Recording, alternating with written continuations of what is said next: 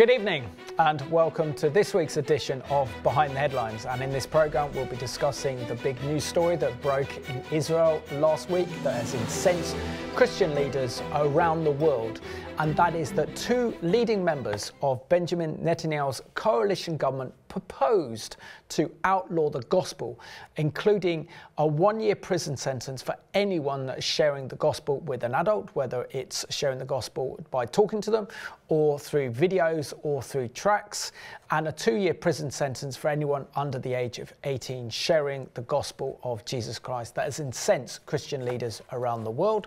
But thankfully, we've seen that the Israeli Prime Minister Benjamin Netanyahu has responded by saying that this legislation will not go further, fearing that this will damage Israel's strategic relationship with evangelical supporters around the world. But also we'll be discussing what lies behind the mass protests that we're seeing in Israel regarding Israel's proposal to reform the legal system. Regan, now, when it comes to the gospel, we know that the gospel, for example, we have legislation put in place in terms of religious freedom, in terms of human rights and freedom of speech.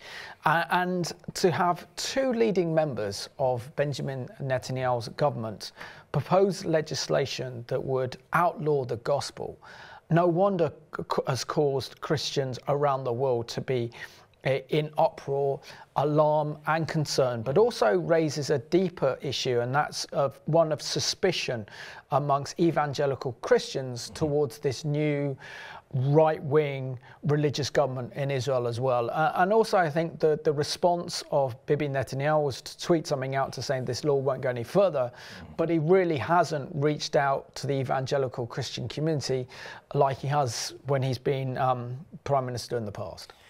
Simon, nothing in regard to Israeli politics is simple. Nothing leaves the realm of complexity.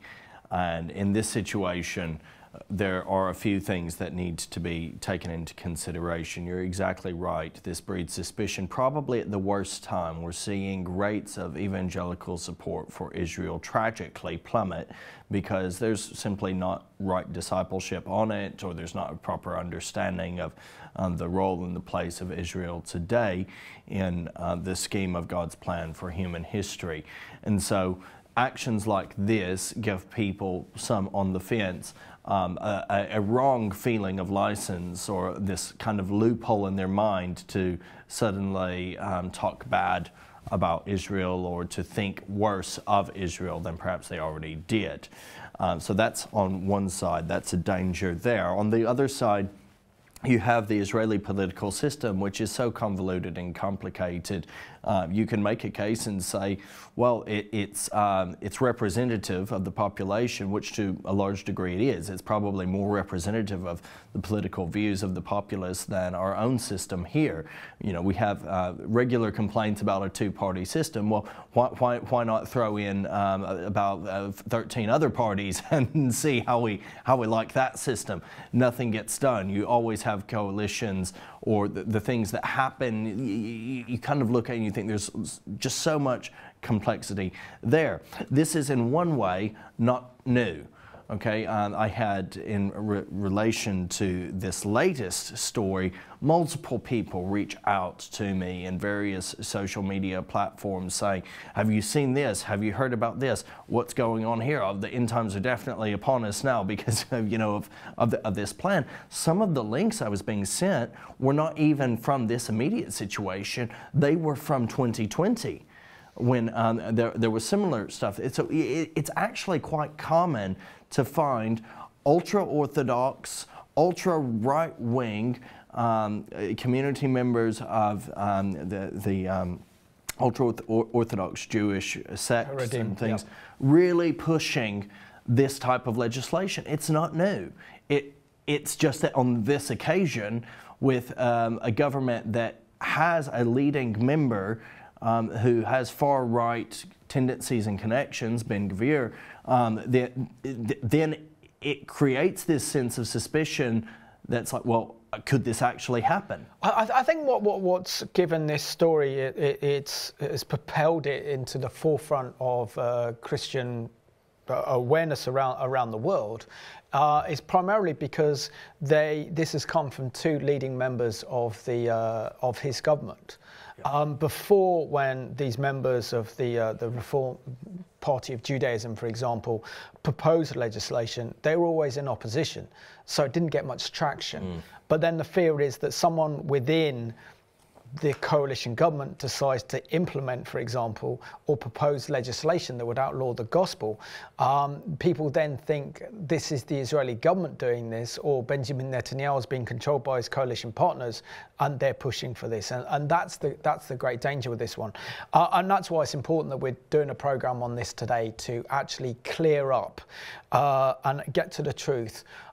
Is the Israeli government outlawing the gospel in Israel? And just to unpack this story that has huge strategic implications, not only for the gospel in Israel, but also in terms of the key strategic relationship between evangelical Christian supporters of Israel and the nation of Israel. Moshe Gafni and Yaakov Asher from the United Torah Party are the individuals who proposed this legislation, apparently tabled all the way back in January, but really only revealed on March 21st.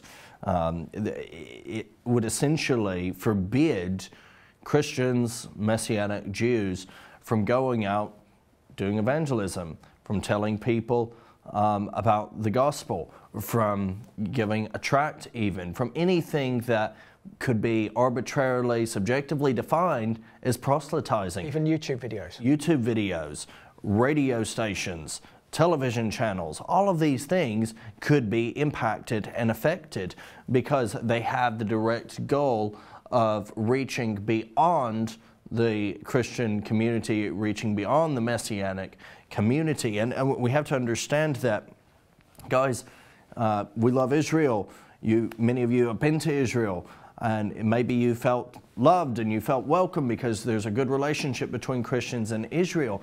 In many cases, that relationship is only stable so long as you just keep yourself to yourself. Try sharing the gospel as a follower of Jesus Christ in Israel, and you will find challenges. My father-in-law was arrested without charges pushed in the end on many occasions as a Jewish follower of Jesus because he would be giving out Bibles to people in the street. Proselytizing minors is already not allowed. It's already illegal. So when I go, when I was there just recently, I played a football match with a group of kids, just saw a group playing and thought, okay, can I join? And rolled back the years or not, as it were. I think they were probably a bit annoyed with me. I wasn't on form. But it was, if I had done that and then said, oh, hey guys, I have some tracts here, and started giving out Hebrew tracts designed for children, that would be big problems for me for doing that. So, there already is an element of unfriendliness to the message of Jesus, but this would solidify that and would actually see legitimate prison sentences. And this story was picked up by Joe Rosenberg from All Israel News, and then was followed on by other various Christian news outlets regarding the damage done in terms of Benjamin Netanyahu's PR, the relationship between Israel and the evangelical Christian community as well. And this is how All News Israel described it. It says that is it possible that the Israeli government this year could pass legislation making it illegal for people to share the gospel message in the very land where Jesus was born, raised, preached, died, buried, and rose from the dead? Unfortunately, yes. The proposed legislation is a threat of freedom, of human rights, and religious freedom. And Rosenberg claims that if this proposal legislation passed through the Knesset and became law, would spark a massive clash with evangelical Christians, especially in the US, where there are believed to be 60 million and 300 million evangelicals across the globe, and so many of them are such strong supporters of Israel. This proposed legislation has been opposed by both houses of Congress in the US, and former US ambassador under Trump for international religious freedom, Sam Brownback, said the following. He said, "Free and democratic countries simply do not outlaw the free exchange of ideas, and that includes religious beliefs and convictions. Article 18 of the Universal Charter for Human Rights, which Israel signed onto, guarantees freedom of religion, including the right to decide your own faith beliefs." I mean, we know that the ultra-Orthodox and the Hasidic parties in Israel hold these views. I mean, they don't even tolerate secular Israeli views, let alone kind of Christian views and beliefs. And the one thing I think a lot of our viewers will find very surprising is that when you go to Israel, we find that Israelis are very open. So many of them will ask questions about your faith and what have you. But it's also, we have to look at the historical impact of persecution by the church over the last 2,000 years and the impact that this has had, particularly on very observant Jews and religious Jews in particular, who fear that this is a threat to their way of life. And they see anyone as a kind of threat other than their own communities, their own way of life as well. So it's important to put that in context. Now, these two individuals, getting back to the exact statements that they were tabling, Moshe Gafni and Yachav Asher from United Torah Party, proposed that all efforts by people of one faith who in any way want to discuss or try to persuade people of other faiths to consider changing their current religious beliefs, the punishment would be 1 year imprisonment. If the conversation is with a minor, someone under the age of 18, this would involve a 2-year prison sentence. The bill would apply to people having spiritual conversations with Israelis of any religion. The proposed bill singles out Christians in particular. In particular, it's understood that Christians are evangelistic, that they're proactive and engaging in these sorts of spiritual conversations with a direct desire to see people follow Jesus as Savior and Lord.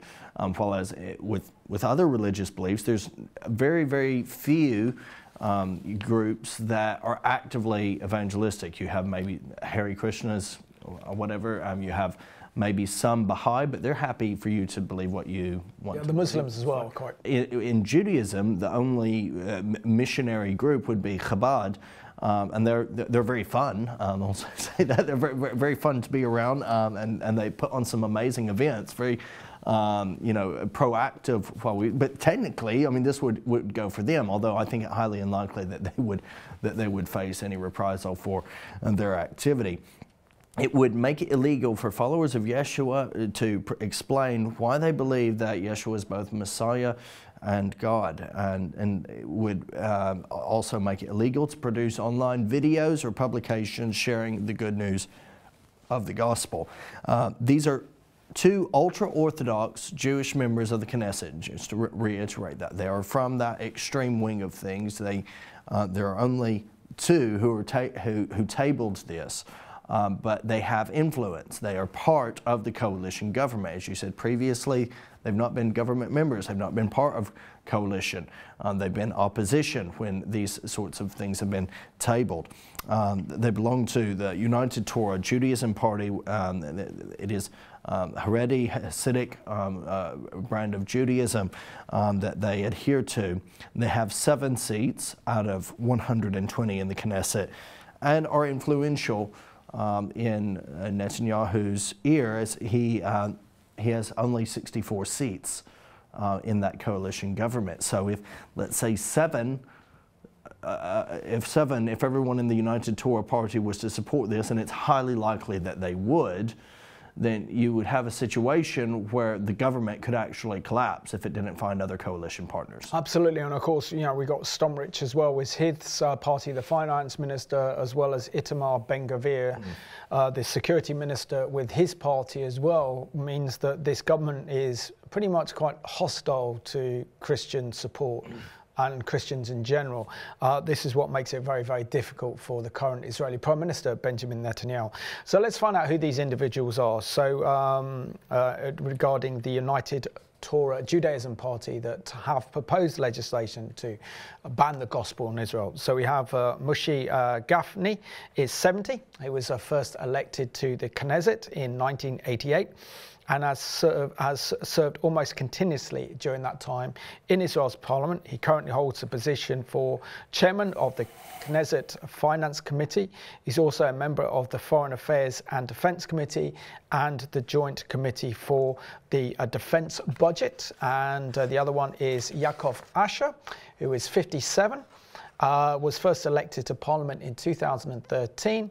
He serves as a chairperson of the Knesset's Internal Affairs and Environmental Protection Committee. Gafni has a long history of opposing followers of Yeshua, as he first introduced legislation back in 1999 to impose a legal ban on evangelism. But obviously that went nowhere and has been trying ever since. So the big question is, knowing how Netanyahu, the Israeli Prime Minister, has been so supportive of evangelical Christians, that he's pioneered Israeli evangelical Christians relations, particularly in the States, to give Israel a strong voice, both spiritually and also politically as well. I mean, this is to allow these two members of his own coalition to propose this legislation of outlawing the gospel and not realise the huge impact that this is going to have on evangelical Christian supporters of Israel and others as well, is a bit of a foresight. But also, some of his advisors saying, why should he respond to this, because this bill's going nowhere anyway? But how are we to know that this legislation would not actually be passed by what many people are very, very suspicious and very, very concerned about his coalition government? There are questions about Netanyahu's honesty by both sides. It doesn't matter what wing of the Knesset you're on. He has been under investigation for corruption. So how can he be fully trusted here is the mentality that some are having. Speaking with Christians in the country, there's definitely been a sense of growing unrest across all sectors in regard to the current regime, in regard to its undertakings and some of the stuff that's gone on recently that's been leading to protests. There's been causes for concern. So it was essential that there was an approach, that there was outcry over this, whether it was going to go anywhere or not. It's extremely bad PR for Netanyahu, who has been supported at times against people's better judgment in his tenures as Prime Minister. He has known a great deal of support from the evangelical community, who perhaps are viewing this, maybe they're beginning to wake up and smell the coffee per se, and see that maybe he doesn't actually care that much about the Christian community. He's cared about them so long as it's been advantageous, but with a different political makeup and increasing lack of support in the United States, evangelical support is not something that he's banking too heavily on at the moment. And so evangelical Christians might very well be dispensable in his eyes. I think that's what's going on here. But according to the Times of Israel, on Wednesday morning of the 22nd, the Foreign Ministry began receiving calls from heads of parliamentary friendship groups, diplomats, Christian Zionist leaders, Jewish leaders around the world as well, according to an Israeli diplomat. And the Prime Minister Benjamin Netanyahu did get involved late on Wednesday, tweeting in Hebrew and in English, "We will not advance any law against the Christian community." Now, I do want to just slightly push on that and say, okay, the law technically was not, you could interpret it and say, well, it wasn't a law against the Christian community. It was a law against the Christian community sharing the gospel to people from other communities. Yeah, but within this law, though, just say if you or I went to Israel, we could also be arrested under that law. So tourists could also be arrested, and also members of the Messianic Jewish community as well in Israel could be arrested for that. So yeah, there are serious concerns, but I don't think this legislation would be allowed to get as far as it did, this proposal, if it'd been President Trump in power. Because I think Netanyahu would have been extremely concerned about the evangelical Christians within his own cabinet, the likes of Mike Pence, Mike Pompeo, the US Secretary of State back then. And he would know that he needs that evangelical Christian support to maintain a very, very close relationship with the US administration. The fact that we have a progressive liberals occupying the White House now means that the evangelical Christians aren't so strategically and politically as important as they were a few years ago. And I think that's an important calculation in why I don't think Benjamin Netanyahu's too focused on this, because he's focused on this massive reform bill to reform Israel's legal system. But let's have a look and see how CBN reported the news about these two extreme members of his coalition government proposing legislation that would outlaw the gospel in Israel. In a tweet, Prime Minister Netanyahu declared in Hebrew and English, "We will not advance any law against the Christian community." Netanyahu's announcement allayed fears among Christians that a law proposed by two members of Netanyahu's coalition would become law. The proposed law states, anyone who persuades a person directly, digitally, by direct mail or online to convert his religion, his sentence is 1 year imprisonment. And if the person was a minor, his sentence is 2 years imprisonment. Knesset members Moshe Gafni and Yaakov Asher from the United Torah Judaism Party, part of Netanyahu's coalition, submitted the legislation. On Wednesday, they stated, the mission bill was introduced as in every beginning of the Knesset and not promoted at this stage, so dealing with it now is not relevant. Similar bills have been proposed for more than 20 years. Israeli expert David Benjamin told CBN News the scope of this effort seemed extremely broad. About as wide as you could possibly get, in fact, Chris. I mean, anything you say which might be in favor of a certain religion could be construed, I suppose, as being an attempt to solicit someone. Where do you draw the line? The bill would have strengthened an existing law that makes it a crime to give anything of value to persuade anyone to change their religion, proselytizing to anyone under 18 years of age. Benjamin added this effort would have violated Israel's Declaration of Independence. The fundamental premise of the law is problematic in itself. I don't think it would be unacceptable to outlaw a person trying to persuade another person to adopt any idea, whether it be a religion or any kind of idea. Freedom of thought, freedom of conscience, freedom of expression are fundamental pillars of any democracy. Many Christians feared the law would ban even mentioning the gospel or their faith in Jesus. While the proposed law would apply to all religions, it specifically singled out Christians, warning, in recent times, the attempts of missionary bodies, mainly Christian ones, to persuade people to convert have increased. Some felt, given the composition of the current coalition government, it might be possible to become law. But Netanyahu, who's been a close friend of evangelical Christians for decades, would not support such a measure. At this 2012 dedication of a windmill restored by Christians from Holland, he praised the contribution of Christian Zionists. I don't believe that the Jewish state and modern Zionism would have been possible without Christian Zionism. I think that the many Christian supporters of the rebirth of the Jewish state and the ingathering of the Jewish people in the 19th century made possible the rise of Jewish Zionism. Chris Mitchell, CBN News, Jerusalem.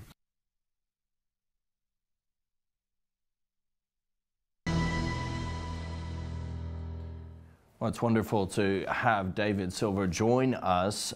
David is the founder of Out of Zion Ministries. David, welcome to the program. Yeah, shalom and shalom to all of the Revelation viewers. Thank you very much. Now, we're talking about a very important subject that's concerned many of our viewers. What are your thoughts on the story that has broken very recently that two members of Benjamin Netanyahu's coalition government proposed legislation that would outlaw the sharing of the gospel in Israel and would even carry a 1-year prison sentence? Well, the biggest shock was that it was only broken, the story broke maybe 10 days ago, 2 weeks at the max. And then we found out that it was actually tabled in January. So somehow these two members of the Knesset, who are part of a very extreme right-wing Orthodox Jewish party, they managed to keep it quiet for quite a few weeks. But anyhow, it broke. The news broke, and a lot of Christians, particularly leaders who had a relationship with Prime Minister Netanyahu, made their objections known. And David, share with us, you mentioned there the reaction of evangelical Christian leaders that have a love for Israel, that they are supportive of Israel. Discover in the news story that two members of his coalition government, members of the ultra-Orthodox party, had proposed outlawing the gospel, including a 1-year prison sentence for anyone sharing the gospel or giving out literature or Bible tracts, and a 2-year prison sentence for those who would advocate the gospel to under 18-year-olds. Share with us the PR disaster involved in this regarding Benjamin Netanyahu and the damage that this has done in terms of Israel's strategic relationship with the Christian Zionists worldwide, but particularly in the United States, where it matters so much politically. Yeah, sure. Well, I'm not sure when Prime Minister Netanyahu became aware of this proposed legislation, but very quickly, and I know for one, Joel Rosenberg has a close relationship with him. He made contact from what I understand, and also many others who are mainly, I think, in America. I'm not sure. I didn't hear about too many. I didn't get any specifics on names from the UK or further afield, but definitely there were a number of Americans who are high-level leaders, but also have a relationship with the Prime Minister. They let their thoughts be known to him, and I think he does. Prime Minister Netanyahu, he does value the evangelical Christian support. Having said that, I think at the time he had and even until today, he had a lot more pressing legislation, particularly this law reform bill, on his plate. So I'm not sure exactly, when he found out about it, but he was very quick. Once it hit the news, and once he started getting these objections from his evangelical contacts, he made it very clear that the bill would not pass through. He would not allow the bill to pass through the Knesset or even be voted on. So that really, if he's being honest with us, then that really should have satisfied those who are objecting, and hopefully this program will help a lot of other people who may not have heard that know what the current situation is. So at the moment, it's not on the table, and it's not in the process of being voted for. So there has been a lot of dis-ease in the Christian community internationally regarding this proposed law, and as you rightly identified, by some very fringe characters that are a part of this coalition who, as I understand it, make a routine of this sort of action. But how much does the reaction of Christian evangelicals across the world show some dis-ease concerning this present coalition? Well, a lot of Christians, particularly leaders around the world, do look positively upon Prime Minister Netanyahu. So I think they were actually shocked that his government, some members of his government, would even try to pass this law or put it on the table.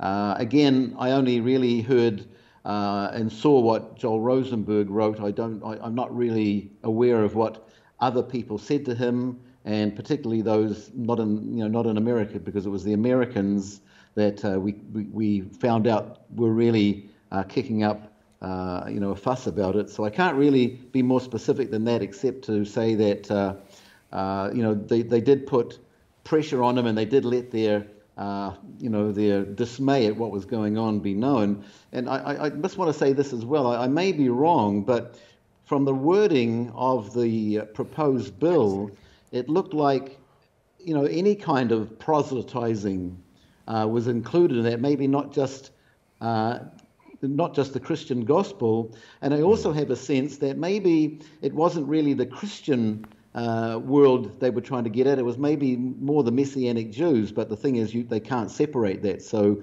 it's either all in or all out. So at the moment, thankfully, it's all out. So we're all breathing a sigh of relief. No, absolutely.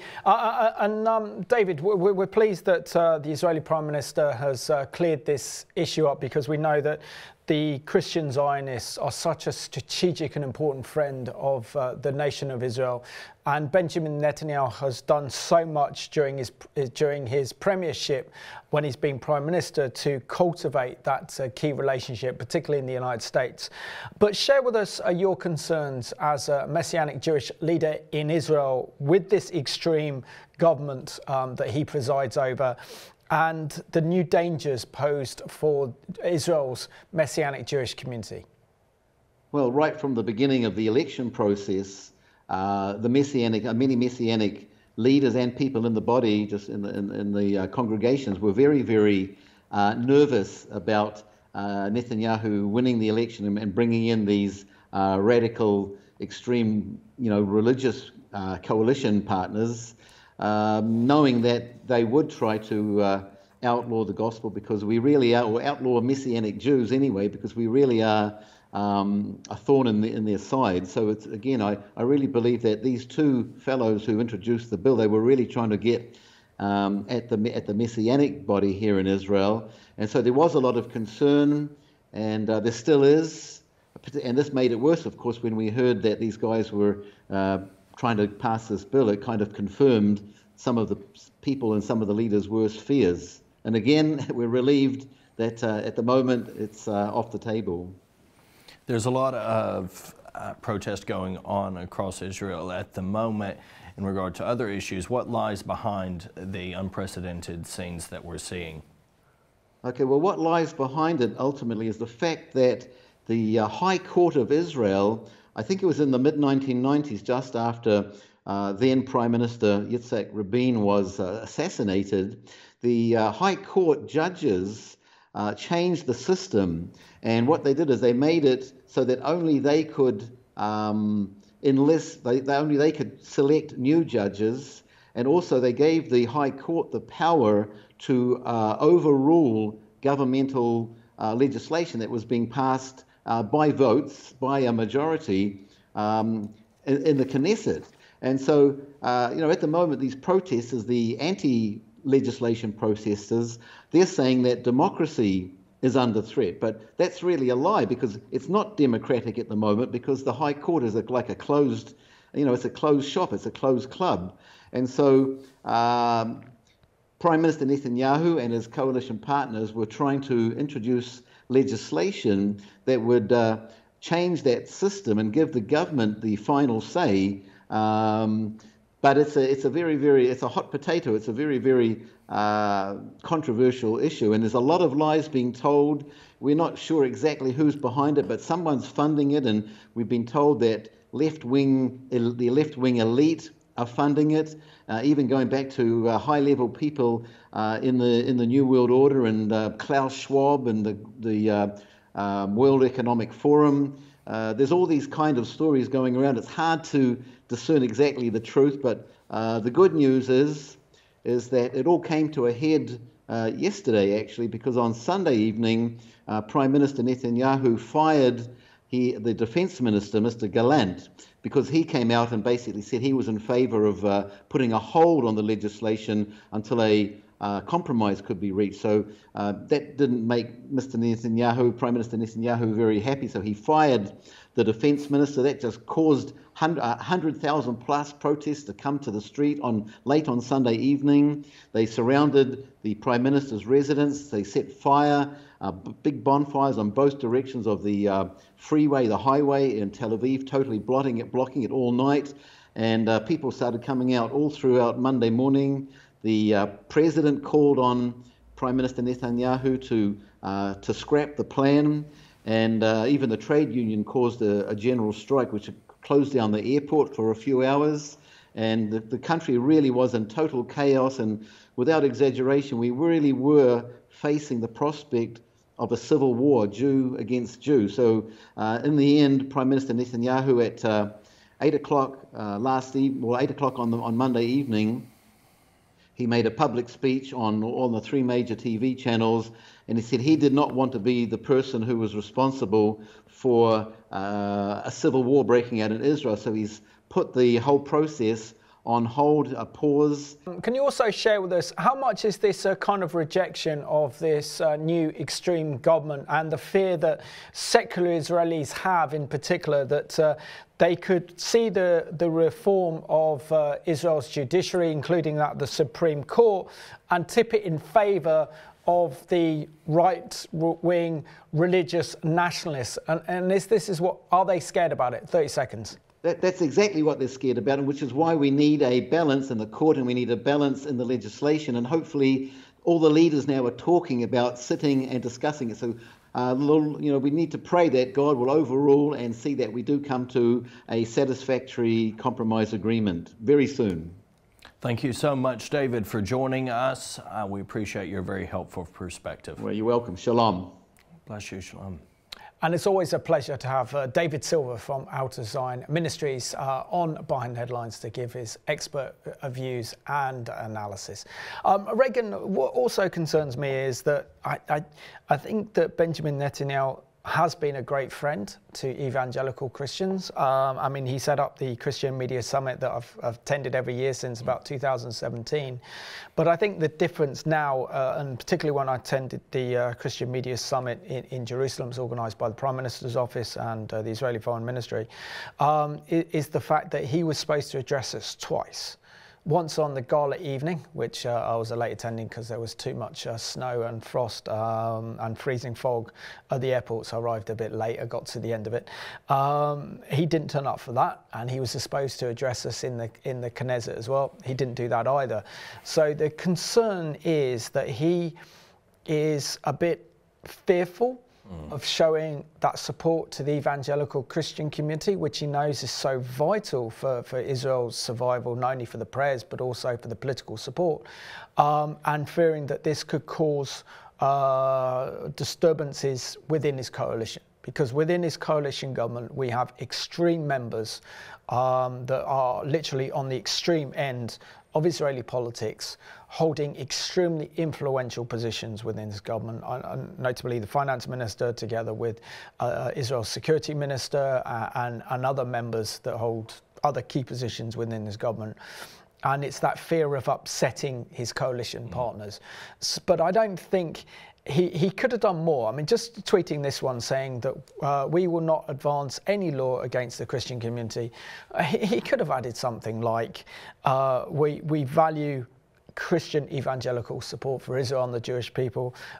This is vital, and really reached out to the evangelical Christian community. And this is why also there's so much suspicion as well regarding this government and the prospect of how they are treating the Messianic Jewish believers in Israel as well, or potentially could treat them, is causing fractions within that key strategic relationship between Israel and Christian evangelical supporters of Israel across the world. Well, soon after Netanyahu's very brief tweet, one of the bill's authors, Gaffney, issued a statement that he was withdrawing his proposal from consideration.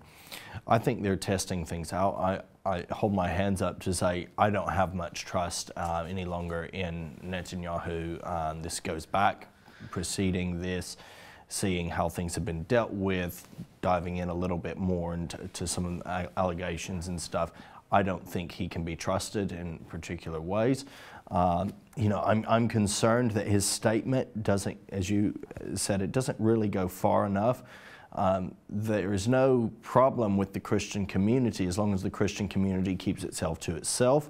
That's what Gaffney and Asher would both say. They would say, well, we have no problem with the Christian community. We're not advancing any law against the Christian community. This is against every community from trying to engage in spiritual conversation, which is such a weird law anyway. Yeah. I mean, so much of our conversations, you think about it, people say, oh, you don't talk about politics or religion or around tables at holiday times. Well, what do we all talk about? We talk about politics, we talk about religion, we talk about TV, we talk about all sorts, right? We're doing our households, yeah. All that, you know. So these are kind of common themes. Even if you try and avoid them, it comes up. So you're going to have a society that's really unhealthy then, where people are treading around on eggshells. Oh, I can't mention this. I can't talk about this. Someone, if they didn't like what I said about that, that could cause a problem. So it's not a healthy society that leads to.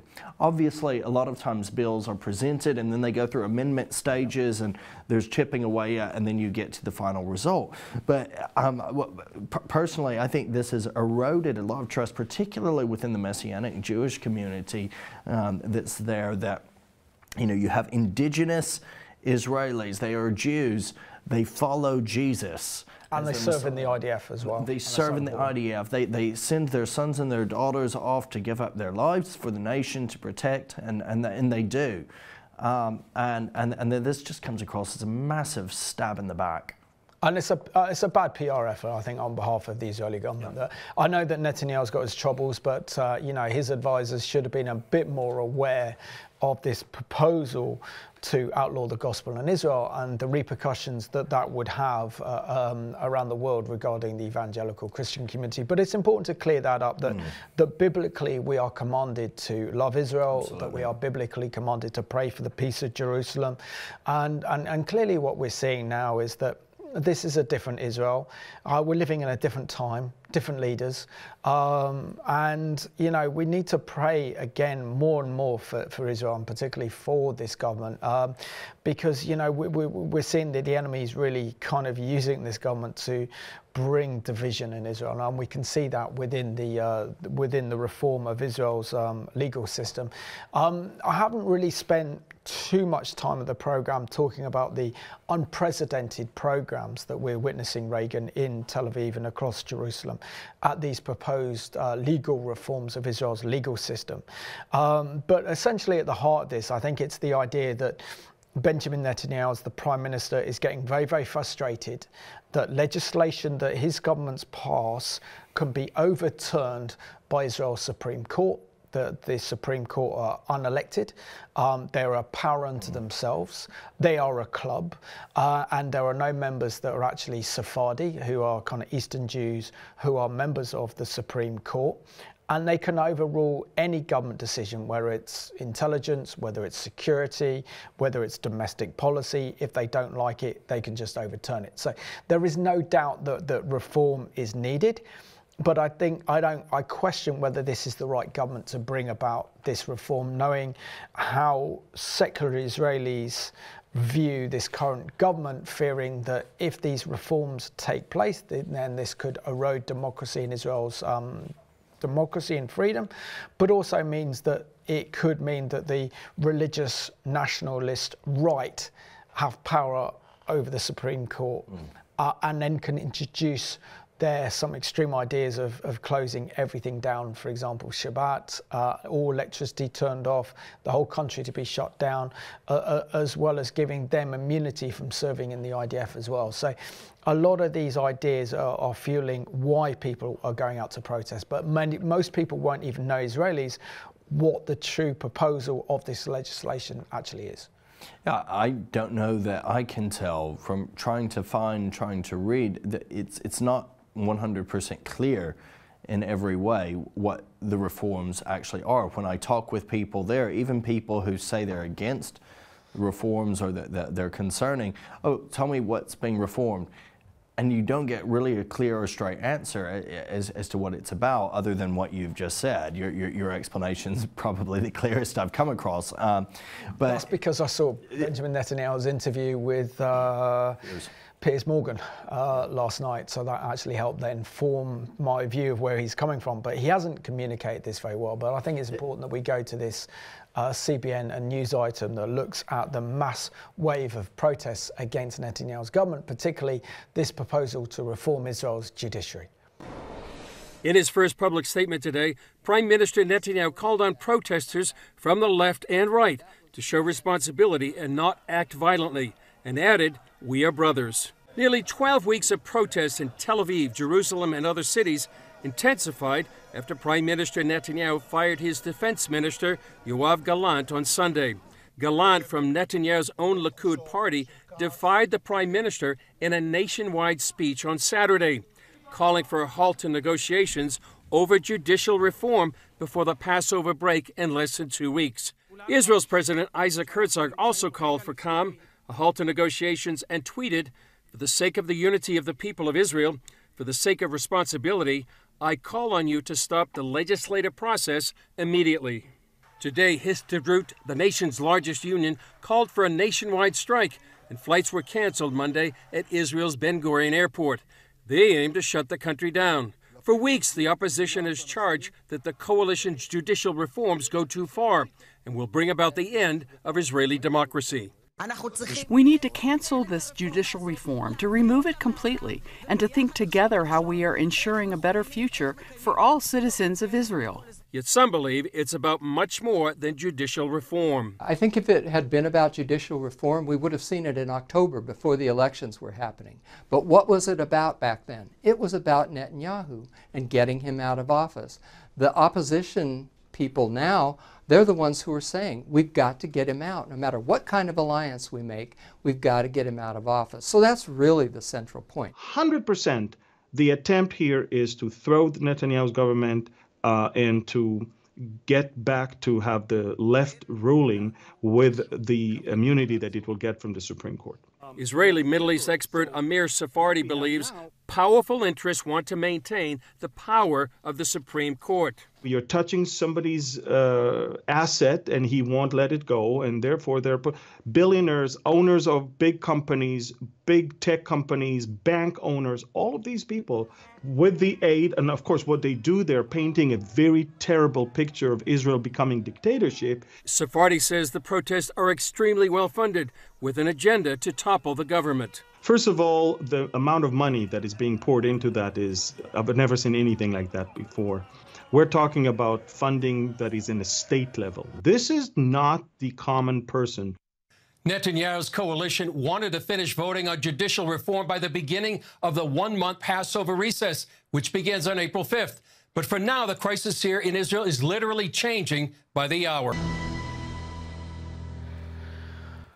Well, it's a helpful news item from our friends at CBN on what's been going on in regard to these protests. Simon, look, you have widespread unrest, and I think that President Netanyahu has done the right thing in responding to Herzog and other people's pleas to put an end to this process at the moment. There's too much bad PR over the past few months for anyone to trust what's going on. And this is one of the things that I've really had a bit of conviction about in regards to Israeli politics for a few years now. Often the right thing is being done, but it's being done in a less than ideal way, or at the wrong time, or in a way that it's being presented in one of the most unhelpful ways you could possibly present for achieving unity and agreement. Even when everyone's agreeing, there's such an amount of distrust at times that you're disagreeing, you end up fighting over the things you agree about, which is such a shame, because Israel, as we know and as we reiterate time and again, it is the Middle East's only healthy functioning democracy. It is, and I'll say it, I've said it on our mornings, I'll say it again here, that the fact that these protests are going on in the way that they're occurring, tens of thousands of people in the streets, Jerusalem, Tel Aviv, religious, non-religious, police, army, whoever involved, the fact that they're happening as they're happening is actually a testament to the health of Israel at its core in respecting democracy. You have scenes like that going on in Iran still. It's not in the newspapers anymore, but it's still going on. And they're not spraying water cannon over people and trying to, you know, quell some of the enthusiasm for the protest. No, they're firing bullets, live ammunition into the crowd. They're dragging people out, arresting them, and killing them days later with no trial, hanging them from cranes. So, you know, that's the other side of the Middle East. Here we have Israel functioning as any democracy does, in a flawed way, different parties trying to do what they see as the best for the health of the nation. What Netanyahu has done in saying, we're not pursuing this, not just in regard to the bill tabled that would really seriously affect Christians, but in regard to these judicial reforms, we're going to wait. We're putting the pause on it for the month Passover recess. Then we're going to come back and revisit it, likely with some big changes to those proposals if they're put forward again at all. I think that's wise at this point. But I also think a lot of this problem is that Netanyahu has been such a strong political leader in Israel. I mean, he's Israel's longest serving prime minister, but when you look at him and when you look at the makeup of his coalition, it doesn't look like he's in full control of his own government. He's not, you know, before he's famous for being known as what in Israeli terms as being Israel's musician. And he was able to have his back against the wall and turn situations around time after time. He's also known as one of Israel's greatest communicators, but he's not communicating. And the fact that he's been surpassed by his own former defense minister from the Likud party, Gallant, who threatened to publicly call for the reforms to be halted without Benjamin Netanyahu's authorization, as why he sacked him, shows there are huge rifts within this government and even within the Likud party. And so therefore, when the Israelis see that there is a massive proposal in Israel's judiciary and judicial reform, they probably look and see this government doesn't necessarily represent me because of the extreme religious nationalist makeup of this government, and there are members of this government who'd want to bring about a kind of a theocracy and have to govern Israel based on Sharia, based on the laws of the Torah, and that understanding would mean that Israel would be a very, very religious-dominated government. Now, there are so many in his government that actually hold those views. So when ordinary secular Israelis see they want to reform the legal system and saying if then the Prime Minister can endorse this and this, what is this going to mean for our freedom? What is this going to mean in terms of how we are governed? In terms of, like, we don't want to be necessarily governed by the kind of extreme religious right in Israel. So, of course, this allows people to go to the streets, but also I think it's important also to recognise as we come to the end of this programme that there is an agenda to keep Benjamin Netanyahu out of power. There's an agenda to keep President Trump out of power and also our former Prime Minister as well, Liz Truss. And so there's a ways of trying to organise a coup to take place in order that nations like Israel, Britain, the United States follow this global agenda. And that's also an important component that we can't not talk about. Yeah, and there is that, and there, you know, it's difficult because these things often occur with characters who do have legitimate things that you can say against them and against their character to some degree. And it's such a shame when it comes to Netanyahu that you have a man who has a wonderful legacy, had a very great legacy in Israel, and I feel like it's being tarnished. I feel like his poor communication in this go-round particularly is largely tarnishing that. So what we need to do, the temptation some will have is to legislation like that which has been removed, as David Silver indicated as well. It's to try to throw mud and to find the negative in Israel we need to recognize that any nation state will have its problems, it will have its issues, but our responsibility is to continue to love the nation, to continue to love the people, to continue to pray for the peace of Jerusalem, to pray for those who are involved in active gospel ministry and witness there, to pray that God would strengthen them and give them, even if such laws occur and are put forward, that they would be faithful to proclaim the excellencies of the Messiah. Regan, great to do a programme with you, and I want to thank you for watching this programme at home. It's a difficult topic, talking about the troubles that Israel's facing, both socially and politically, and the danger of legislation that, if passed, would have prevented the gospel from being spread, which would outline the gospel. And therefore, it's even more imperative that we continue to pray for the peace of Jerusalem, that we hold this Israeli government in our prayers, and that we demonstrate that Christian love to Israel and the Jewish people. So thank you for watching this week's edition of Behind the Headlines.